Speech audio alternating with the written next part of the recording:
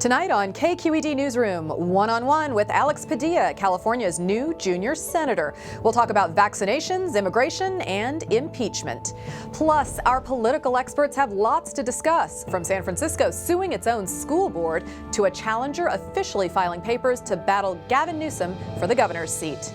And we wander through the Oakland and San Francisco zoos, seeking a peek of our favorite creatures in this week's edition of Something Beautiful. Welcome to KQED Newsroom. I'm Priya David Clemens. Our team has been looking forward to bringing you this next interview for several weeks. We are talking now with California's newest U.S. Senator, who was sworn into office last month. Joining us now by Skype from Washington, D.C. is Senator Alex Padilla. Senator, thanks for joining us. Thank you very much. Thanks for having me. Good to be back on the show in this new capacity. That's right. So, Senator, despite the fact you've been in California's political eye as a rising star for quite some time, and you've been our Secretary of State for 6 years, I still had a lot to learn when you were appointed as senator to fill in Kamala Harris's seat. So does that represent some sort of Bay Area bias on my part? Maybe, but just maybe. Look, I think it's one of the beautiful parts about California. We don't just have the most populous state in the nation. We have the most diverse state in the nation, people from tremendously different economic, ethnic backgrounds, and of course our geographic diversity. Northern California, Southern California, Central California, Central Coast, Northern California. You know, we all deserve a voice in leadership. All right. Well, what I can see, you have this sort of great immigrant success story. Your parents were undocumented. They met in L.A. Your mom cleaned houses. Your dad was a cook. You're a middle child. You're a Dodgers fan. You went to MIT. And then you worked as an aerospace engineer at Hughes Aircraft, where my dad worked, incidentally. And then you decided to make a left turn into politics. Am I good so far?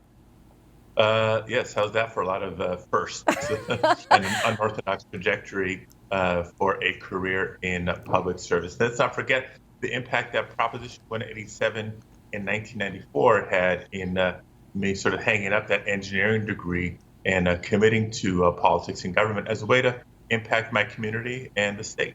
Yeah, and once you started in politics, you moved fast. You were the youngest president of the Los Angeles City Council at 28. You served in the California State Senate and then as our Secretary of State. Along the way, you launched California's Motor Voter Program, which automatically enrolls eligible voters when they go to the DMV. And you are responsible for not only the posting of nutritional information right on the menu at chain restaurants, you also advanced our fashion sense with reusable tote bags when you led the legislative charge to phase out single-use plastic bags.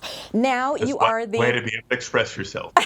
Now you are the newly minted representative from California to the United States Senate. Senator Padilla, I ask you, now that you are there, what is at the top of your agenda? Yeah, no, the list of important issues to California, those of interest to me, is long. Climate change, access to health care, comprehensive immigration reform, so much more. But clearly the most pressing, urgent topic is improving our COVID relief. So many families across the country struggling, not wondering maybe where, not knowing maybe where their next meal is coming from, or if they're facing evictions at the end of the month. So many small businesses working so hard to keep their doors open. So we know that last year there was a lot that was left to be desired. Lack of leadership by the Trump administration. It's a new day. We have a president who believes in science and trusts public health officials and is willing to invest in families and in the economy. So improved COVID relief, working with the Biden administration, Governor Newsom, and other state leaders is the top of the agenda. Well, here in California, we're using a vaccination priority system that is more based on age than focusing on vaccinating the low-income and marginalized neighborhoods that have been driving infection rates, which is what you had advocated. What concerns does that raise for you? Look, I think if we're going to do this, we need to do it right. It's not just the amount of vaccines, which needs to be improved, not just the amount of money we're putting into communities, but ensuring equity in how we're responding to COVID. We've heard from Dr. Fauci and the CDC since day one that the coronavirus disproportionately impacts certain communities, whether it's essential workers, communities of color, lower income communities. And so therefore, our response and investments in response need to reflect that. So that's a big piece of my priority and the drum that I continue to be. And let me tell you why. Make it more personal. it's not just the numbers that we're continuing to see, thousands of people losing their lives each day. How many people are still in hospitals and ICUs? If you look at the recent epicenter in California, the epicenter of the epicenter is my hometown of Pacoima, California.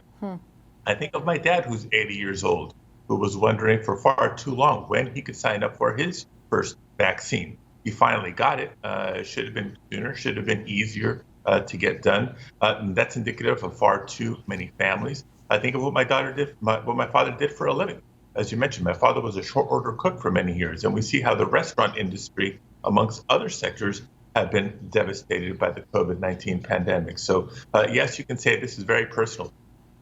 You know, we also have not closed our borders to travelers, and that's something else you noted has been a contributing factor to the spread of the virus.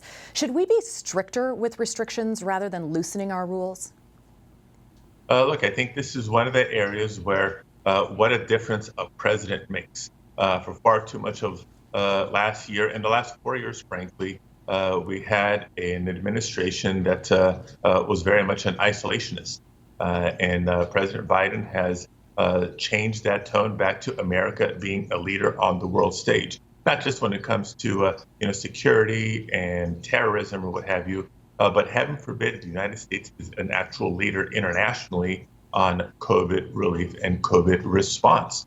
Because we are an international society. Look, California, home to more immigrants than any other state in the nation. We have a lot at stake, both on comprehensive immigration reform and the rules of how we're going to get our arms around the COVID-19 pandemic. Well, you are segueing right into my next question. You have been known for your immigration reform and your ideas with that. What changes are you actually planning to drive through in these next 2 years you have in office under the appointment? Right. No, that's a very urgent issue as well. Comprehensive immigration reform for the country is long overdue, and no state has more at stake in this than the state of California. So, for starters, we need to create a pathway to citizenship for the millions of eligible immigrants and so many undocumented immigrants for that matter. We've all seen the Facebook posts and the tweets over the course of the last year praising essential workers and other frontline workers for what they're doing on the health side during this pandemic. Yes, it's doctors, yes, it's nurses. There's a lot of other people who work in hospitals and community clinics than just the medical personnel. We're tipping our hat to farm workers and grocery store workers and other people in the service sector and the food sector. Did you know that more than 5 million essential workers, as recognized by federal and state government, are undocumented? If they don't deserve protections in the workplace and a pathway to citizenship, they've earned it, in my opinion. So that has to be part of the greater mix. It's, the pathway to citizenship. It is ensuring justice for dreamers and their extended families. It's making sure we're protecting those who have benefited from TPS protections, restoring the asylum system at the border, and so much more. And how far do you think immigration reform should go? Do you support open borders? Look, I think that is now, I'm happy to say, part of what we are discussing here. COVID relief, followed by comprehensive immigration reform and investing in our nation's infrastructure. Those are all top agenda items for the United States Senate, for the House of Representatives, and for the Biden administration. And I'm hopeful, despite what some people see as a very divided partisan environment in Congress. I know that it was in 2013, not that long ago, that there was a bipartisan package approved by the United States Senate. Remember that? Republicans being willing to support comprehensive immigration reform. It may be hard, but it is possible. All right, let's turn to energy. You've been an advocate for environmental change. You're now on the Senate Environment and Public Works Committee. Do you have any specific proposals for bills you're going to introduce this year? Look, I'm excited about serving on the committee for a couple of reasons. California has been a national leader when it comes to combating climate change. And so I'm going to be able to offer to my colleagues in the Senate the California success story. It hasn't just been ideas and dreams and let's setting some goals, but establishing implementable policy that has shown progress and results in the state of California, whether it's reducing emissions in the electricity sector, in the transportation sector, even in construction. And so being able to build on that is a tremendous opportunity for me, and I think to benefit the entire country. The Environment and Public Works Committee is also where a lot of the infrastructure investment conversations are going to take place. We know that investing in infrastructure is a big priority for the Biden administration. We want to make sure that we steer smart investments in that infrastructure. A lot of deferred maintenance in transportation, in water infrastructure, so many sectors. And as we invest, let's rebuild smartly with much more sustainable and environmentally friendly practices and materials. Let's talk about the office that you left behind, Secretary of State. What are the challenges that remain for your successor, Shirley Weber? I'm proud of the progress we've made over the last 6 years in improving elections across the board, strengthening voting rights in California, modernizing elections in California, and putting California in the lead when it comes to election security and the integrity of our election. But there's still more work to do, particularly with the ongoing threat of disinformation in our elections. We saw how much of a threat that was, the bad information, intentional and otherwise, going into the November 2020 election. Those who seek to undermine either our elections infrastructure or simply our fundamental confidence in the democratic process are going to continue with increased frequency and sophistication. So countering election disinformation, we've laid a good foundation for Dr. Weber Secretary Weber to build off of, but it's going to continue in the 2022 elections, 2024 and beyond. Let's turn to wildfire risk now. Governor Newsom is proposing a $1 billion budget to reduce wildfire risk in California next year. Now that you're in the federal government, what sort of help do you expect to secure to manage our wildfires here in California?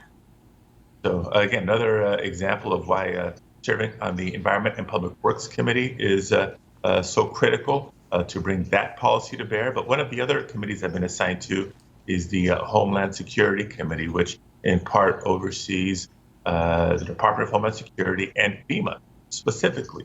So whether it's maximizing federal dollars that we can leverage in response to disasters, as well as advancing the policy that can help prevent or mitigate future disasters, we're in a very strategic spot when it comes to these committees. Oversight of federal departments and agencies, and will be key to ensuring federal-state cooperation. Senator Padilla, you've had criticism leveled against you that you're not, quote, super bold. The criminal justice advocacy group, the Justice Collaborative, said that your appointment was a, quote, wasted opportunity and that they don't see evidence you'll fight for the vulnerable in California. What will you do? Not what have you done, what will you do to demonstrate your support for those communities? Look, they're going to see an Alex Padilla that they may not be very, very familiar with. Fundamental issues of justice and equity have been at my core throughout my public service career. It's why I got into politics and government to begin with in response to Proposition 187 back in 1994. If you look at my track record on building more equity in education, for example, not just improving education for English learners, which make up a big percentage of our K-12 population statewide, but improving fairness in higher education. Most specifically, the transfer process, for example, for communities, for students of color trying to move from community colleges to four-year universities. Equity in the environmental justice conversation when I was chair of the Energy, Utilities, and Communications Committee. Those are just some brief examples of what we now will apply in the ongoing work for criminal justice reform. All right, very last question. The Senate is going to start impeachment proceedings next week. What are your expectations for how they'll go? Look, prepared for maybe some long days, hopefully not long weeks, but whatever time it takes to hold Donald Trump accountable. This, unlike any case I can imagine, should be a no-brainer. The whole world saw the evidence of what happened on January 6th in real time, not just an insurrection in our nation's capital, a fatal insurrection at the nation's capital, without doubt incited by Donald Trump and his enablers. Nobody is above the law. We must hold him accountable, and looking forward to casting my voice in that process. United States Senator Alex Padilla, thank you so much and good luck, sir. Thank you. Please continue to stay safe. Two polls released this week put numbers on the rumblings that Governor Gavin Newsom's popularity has been dropping in recent months. In the early days of the pandemic, Governor Newsom gained widespread support for his work, but that's shifted. In September, a poll by Berkeley's Institute of Governmental Studies showed 64% of voters approved of the governor's work, but that number has now dropped to 46%. Newsom fared slightly better in another poll released by the same day by the Public Policy Institute of California.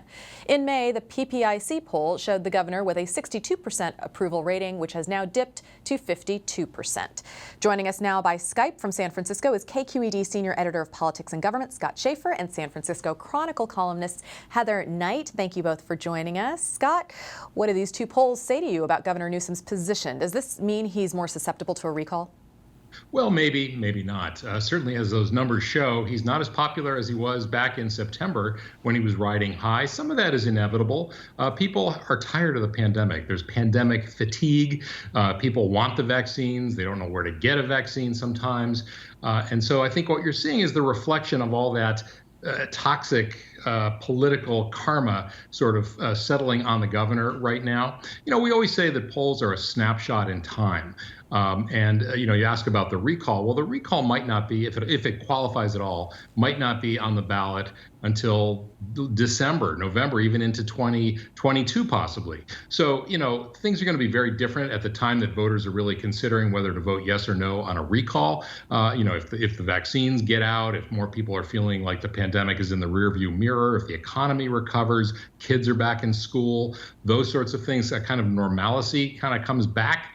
Then I think the governor's numbers will go back up again. Not as high as they were, probably. It's hard to establish that sky-high 64% once you've come down from those lofty levels. But could it mean that he's more vulnerable? Yes, certainly Republicans hope so. Yeah. Heather, what are local leaders saying and whispering, perhaps, about how the governor is handling the pandemic?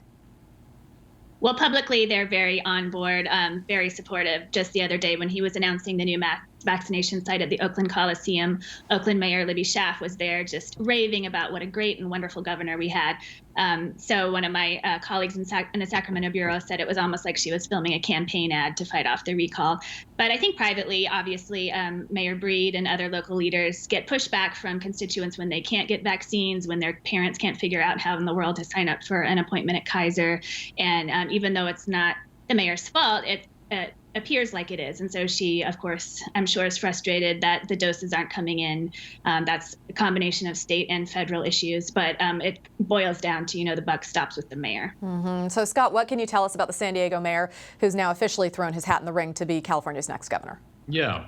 Former San Diego mayor. He's a Republican, Kevin Faulconer, kind of a moderate Republican, pro-LGBT rights. He embraces climate change, steps to, fix climate change or address climate change. He's been very critical when he was mayor of San Diego of Donald Trump's policies along the border. He opposed the border wall.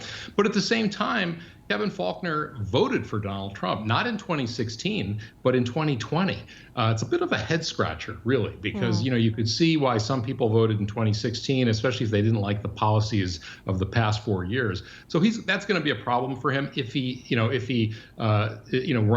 in fact running statewide, because, California is overwhelmingly Democratic. The registration of voters is about 2-to-1 in favor of Democrats, and then even independents, who are about another quarter of the electorate, they're leaning Democrat oftentimes. But he's sort of this pro-business, kind of moderate to liberal on social issues. So he's the kind of profile that Republicans think could appeal to some of the more conservative Democrats and maybe some independent voters. But as I said, the last Republican who faced Gavin Newsom lost by 24 points, 62 to 38. So it's a steep hill for any Republican to win statewide in California right now. Heather, let's turn to some local news here in San Francisco. Whether or not schools should reopen has been a very contentious topic, really statewide. But now San Francisco is actually suing its own school district. What's happening there? Yeah, that was a huge development just this week. We learned that City Attorney Dennis Herrera, backed by Mayor Breed is suing the San Francisco School District. The superintendent and the 7 board members are named as defendants in the suit. He is saying that they're breaking state law by not having a clear and concise plan to reopen schools. So he filed suit in Superior Court on Wednesday. That prompted a huge reaction from the superintendent, the teachers union, and the school board, who said this was frivolous, a waste of time. We all need to come together to open schools. Parents and kids, meanwhile, are just beyond frustrated. I hear from friends all the time whose kids are crying every day, who don't want to get out of bed, who are losing the learning that they had and falling behind, and just depressed, unhappy kids when they used to be so outgoing and social. And so I think families are just really at their breaking point, and they were glad, many of them, that City Hall had taken this strong issue, because they want somebody to force the issue, and something has to happen. This is 11 months in. But the lawsuit wouldn't actually have a judge force schools to reopen. Is that right? It just takes another step in that direction. It forces them to have a plan. The superintendent said, I do have a plan, but the plan does not include things you would normally associate with a plan, like dates, timelines, specifics. When we know anything, really, it's very just like, we need to improve ventilation. We need to get contact tracing in place. We know what we need, but parents really want more concrete details. And so the judge could force them to come up with that plan. But really, in just a couple of days, I think it's kind of forced the issue and made all the players realize, we need to act quicker. The teachers union held a press conference this morning in which they announced a proposal that they're giving the district today, which definitely had come along from previous proposals. They're now saying that they would go back to schools in the red tier if all school staff are vaccinated. They won't require kids to be vaccinated or families. And one funny thing that had come up in the past was they were requiring toilet lids on every toilet. That is no longer in the proposal. And in fact, they would go back in the orange tier without vaccinations. So this is definitely speeding up. It seems like it's moving forward, right? Okay. Scott, in another story, a private investigator was recently killed in San Francisco, and it made national news. Why was this such a big deal? Well, Jack Palladino was a very storied private investigator, sort of along the lines of Sam Spade, played by Humphrey Bogart. He had some very high-profile clients over the last several decades, including he was involved with Bill Clinton, sort of pushing back on some of the allegations about his extramarital affairs. He worked on the Jonestown massacres. He worked on the Patty Hearst kidnapping, and he had friends in high places, including Willie Brown, who once hired him in 2000 to do some opposition research, I think, on some of his political opponents. And so what happened was he was very well known for his camera. That's where he got a lot of his evidence from, taking pictures of people surreptitiously. Somebody in front of his home in the Haight, a couple of men allegedly tried to steal it from him. He held onto it, grabbed it. He fell to the ground, hit his head. And actually, his camera had photos of the people who tried to do it, and there have now been 2 arrests. But I think it's just added to this climate of fear. There has been an uptick in sort of violence and burglaries and home invasions and those sorts of things. And it led the mayor, the DA, and the police chief to hold a press conference this week to try to reassure people. Heather, there's a new housing proposal on the horizon in San Francisco, and it's making waves. Can you break it down for us? Yes, I wrote about Sacramento taking a big step forward to build multi-unit housing throughout its entire city. They are going to allow 4plexes on any piece of land now slated for one family's house. And in a column, I suggested that San Francisco look at doing the same, which was very controversial here because, housing politics are always causing fireworks in San Francisco. But it turns out that Supervisor Raphael Mandelman has proposed something similar. It doesn't go quite as far as Sacramento. He wants 4plexes to be allowed on any single-family home lot within a half-mile of a major transit station. So that would be the major Muni stations, BART stations, Caltrain stations. And he also wants them to be allowed on any corner lot anywhere in the city. So that is getting a lot of pushback already. But some people are on board and say we just can't keep being a city where middle-class people, teachers, nurses, artists, nonprofit workers cannot afford to live. We really need to do something because even during this economic crisis, our housing prices to buy anyway are through the roof, continuing to rise. And do you think that it does have a chance of moving through and passing eventually?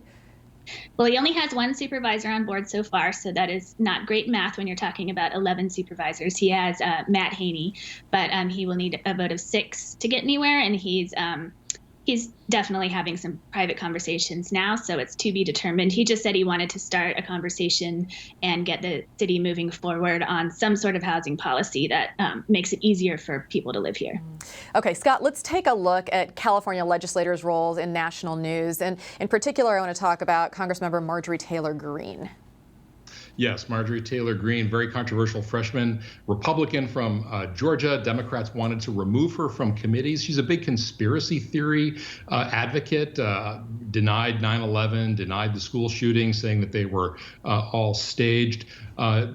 All Republicans in California voted to support her, except for Young Kim, the Orange County freshman Republican who did want her removed from the committees. This is an issue that's going to continue to divide Republicans. Nancy Pelosi is very much trying to define the Republican Party by QAnon, even calling Kevin McCarthy instead of R California, Q California, and in press releases is spelling Kevin with a Q now. So the Democrats think this is a good issue for them. They're going to try to hold on to it, and the Republicans would very much like it to go away.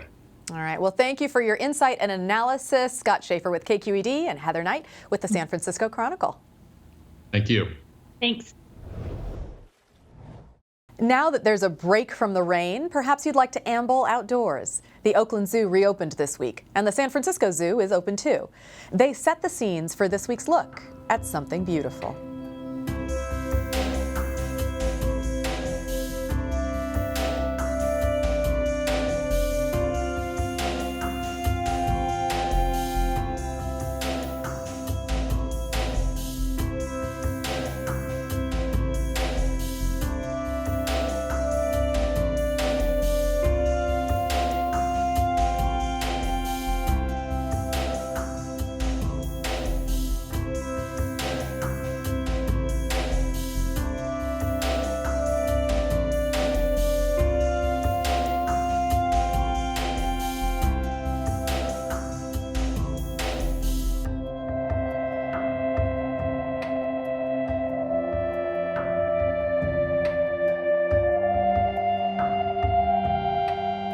I'm Priya David Clemens. You can reach me on Twitter at Priya D. Clemens. You can find more of our news coverage at kqed.org/newsroom. From all of us here at KQED Newsroom, thank you for joining us. Good night.